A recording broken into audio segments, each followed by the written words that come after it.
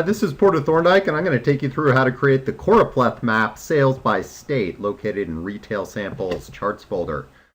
This visualization is communicating the revenue by state using the heat scale. You'll notice there's another layer here. What is that?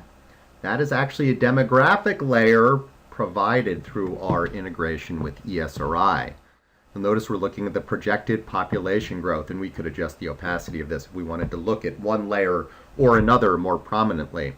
How would we create this? We're going to go into chart mode, and I'm going to go to my Format tab. We've got two chart types we can use through our partnership with ESRI. For this, we're going to look at a Choropleth, which is going to use color filling, and you've probably seen a lot of examples of this, whether it be political maps or other. And to do this, I want to focus in on just the continental United States. So I have a couple filters that are going to help with this. I have store of continental United States. I can just drag into my filter bucket. And I want to look at just storefront sales. So I'm going to also drag that into my filter bucket.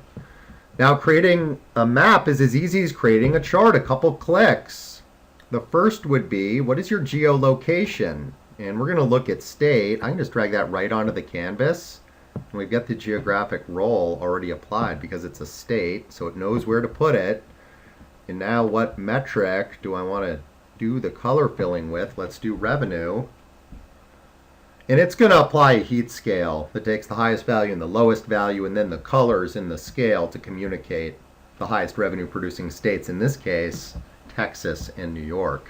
And now we want to overlay one of those demographic layers. Through the partnership with ESRI, notice we can do a lot of cool things. We could change base map layers. Why would I want to do this?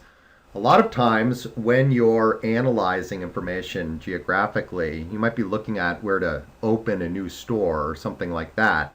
And it could be important what is around that location that you've identified through visualizing data on your map. So a satellite view or street view could be useful in that pursuit. We also could activate reference layers if you wanted to overlay outlines of states or zip codes or see where the major cities are.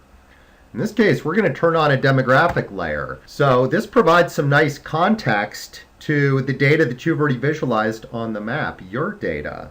How about overlaying things like restaurant spending or tapestry segmentation, population density, projected population growth is the one that I'm going to use. We just turn that on, and then we get a nice overlay on the map. Okay? And we can adjust those layers, the opacity of them. This has been creating the sales by state with demographic layer sample.